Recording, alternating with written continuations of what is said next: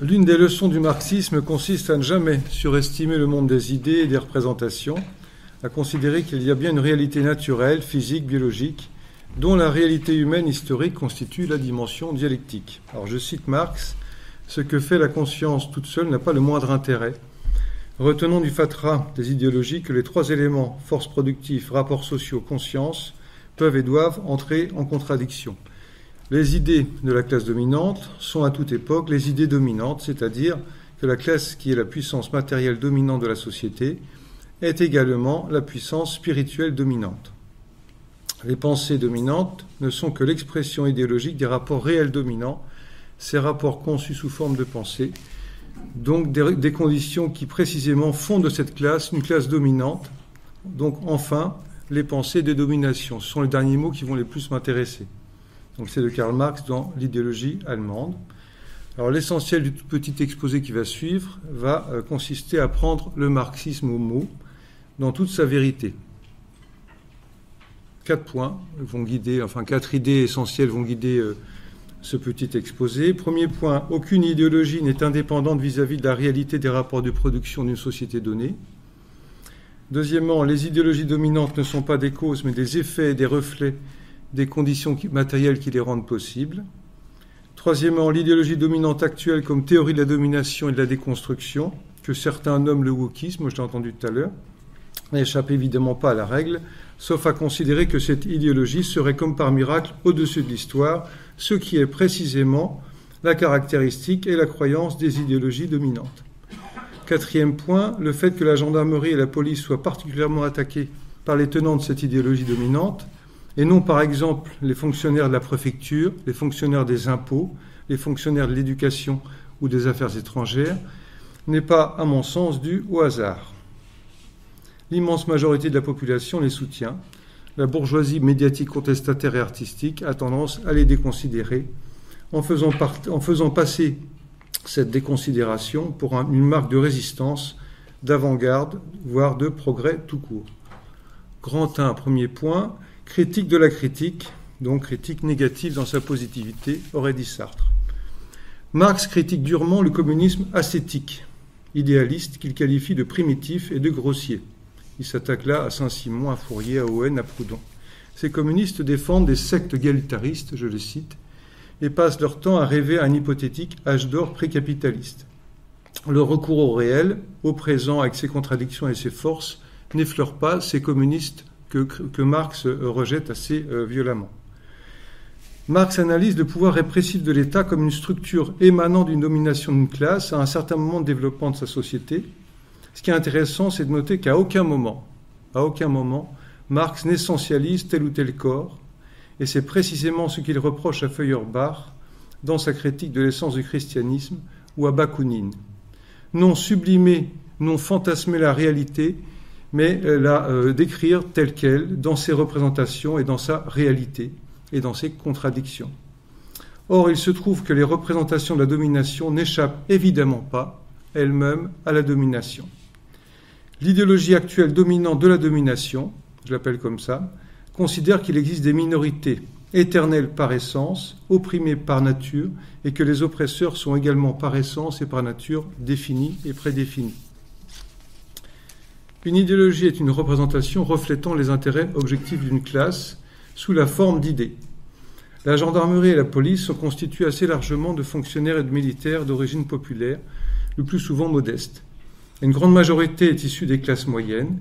La féminisation progresse, environ 22% actuellement, soit 2 fois plus que dans certains métiers de la conception, de la production et de l'industrie. La gauche se définit historiquement par la prééminence de certains idéaux comme la justice, l'égalité des conditions et des droits, une adhésion dans un certain progrès de l'humanité basé sur une liberté fondée sur la raison et les lumières, et une certaine méfiance envers des droits uniquement basés sur la nature, sur la religion et sur la tradition.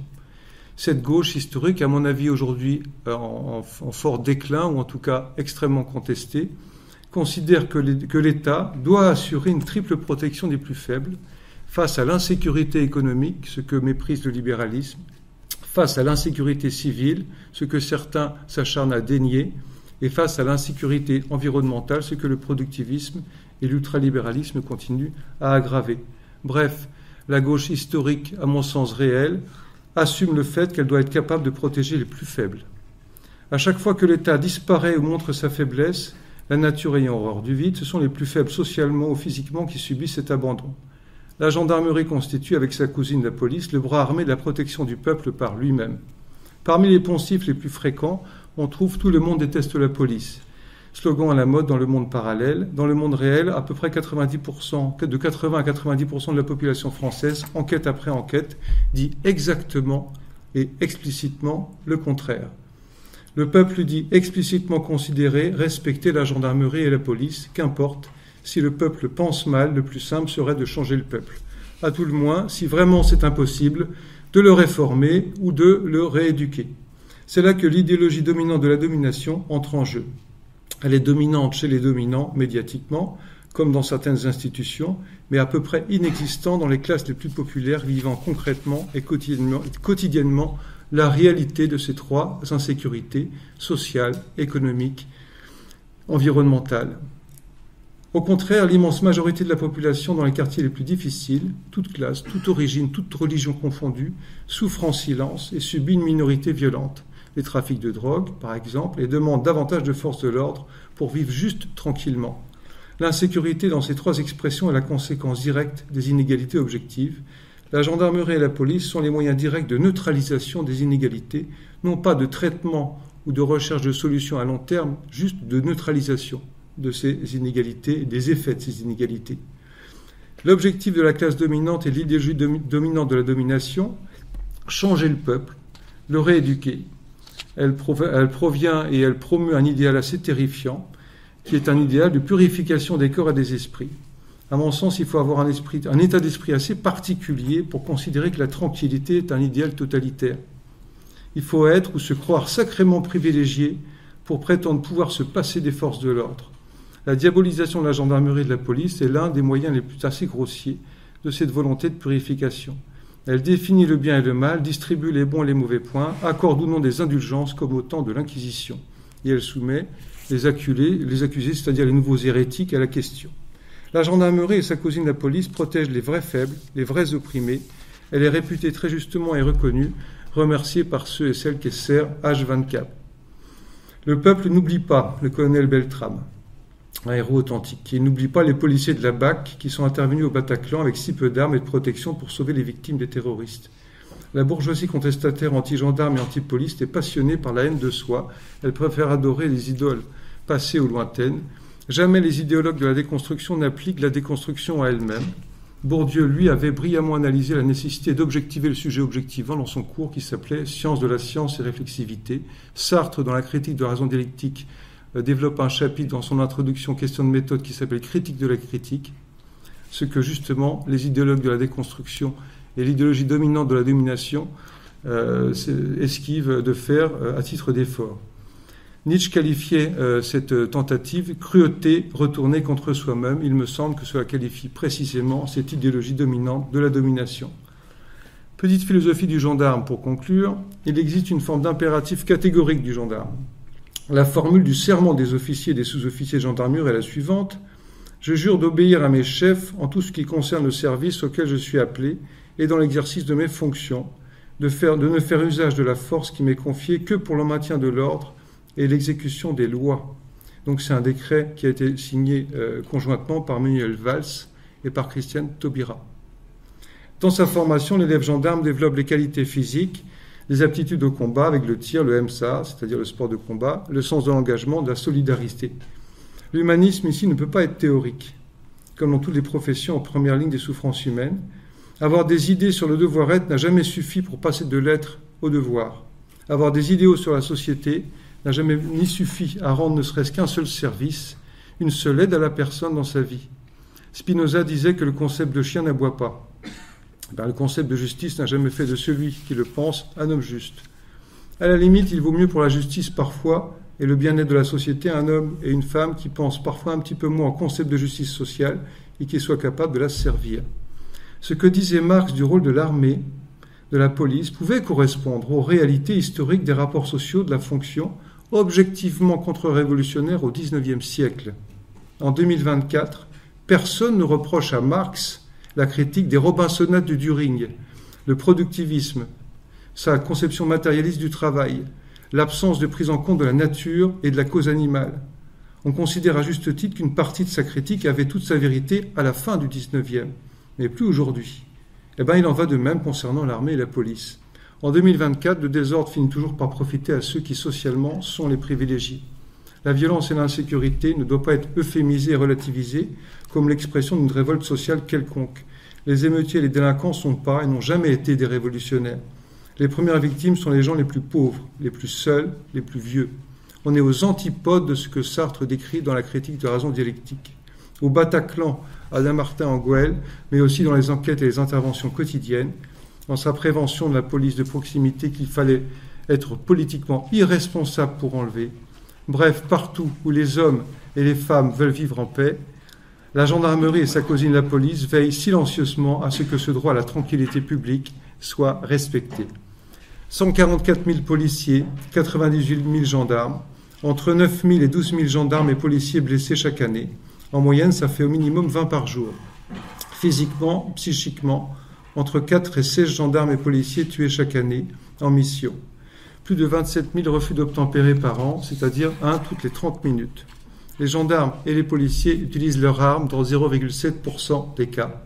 Comment les forces de l'ordre, qui protègent la démocratie, qui supposent d'écouter et de supporter ceux qui ne pensent pas comme eux, comment les forces de l'ordre se comportent objectivement en cas de danger.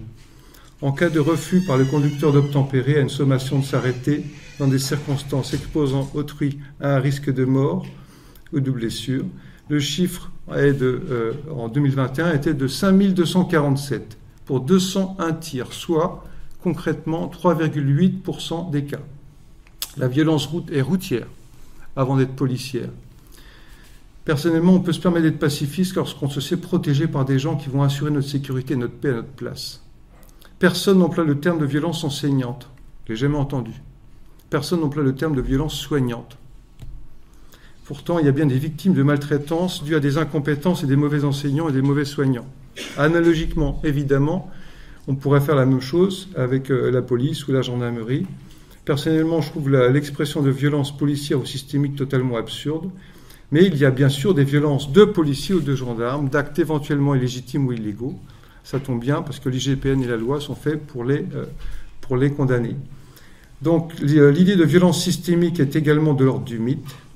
Ceux qui la promeuvent adorent combattre des moulins à vent en jouant aux résistants. Mais n'est pas Jean-Marie Guiste, un gendarme résistant de 24 ans torturé par les nazis, ou Colonel Guillodeau, un héros de la résistance et martyr des camps nazis. Donc n'est pas ces gens-là qui veut. Dire la vérité, c'est évidemment insister sur le devoir de maîtrise et d'exemplarité. Et donc il faut l'admettre pour mieux travailler à éviter ces injustices et parfois des fautes graves. Nous laisserons le soin à bien d'autres experts en critique et des demi-savants en déconstruction, le soin de s'étendre joyeusement sur les bavures policières. Personnellement, je préfère reprendre l'exigence kantienne du terme de critique, à savoir l'évaluation des conditions qui rendent possible une connaissance et une action, une théorie et une pratique. L'abnégation, le respect, le courage physique sont des valeurs cardinales du gendarme et du policier. Toujours penser que l'héroïsme est à la morale ce que la sainteté est à la religion, ou le génie à l'art. Originalité et exemplarité font le génie. La sainteté n'est pas seulement l'écoute attentive et l'application, elle fait verbe et action à la fois. Elle devient elle-même la parole de Dieu.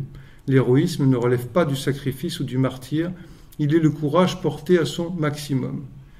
L'héroïsme existe, il a un visage. C'était celui du colonel Beltrame, par exemple, qui prend délibérément la place d'un otage, qui meurt en héros en combattant dans l'accomplissement de son devoir face au terrorisme islamiste. Il était aussi incarné dans le visage de Lassama Bathily, ce jeune Malien, qui prend le risque de cacher des otages dans l'arrière-boutique de l'hypercachère et ainsi sauver ces gens des griffes du terroriste. La gendarmerie comme la police, ce sont des enquêtes, ce sont des actions quotidiennes, de protection, des interventions multiples, discrètes, d'écoute, de mise en sécurité. Il existe une philosophie de la médecine, une philosophie du soin, une philosophie des sciences et de l'éducation, une philosophie du droit. Pourquoi pas une philosophie de la sécurité publique? Il y a les gendarmes mobiles, l'équivalent des CRS mais militaires. Il y a le fameux PSIG, comme la BAC dans la police, et l'élite de l'élite, le célébrissime GIGN, qui fête cette année ses 50 ans.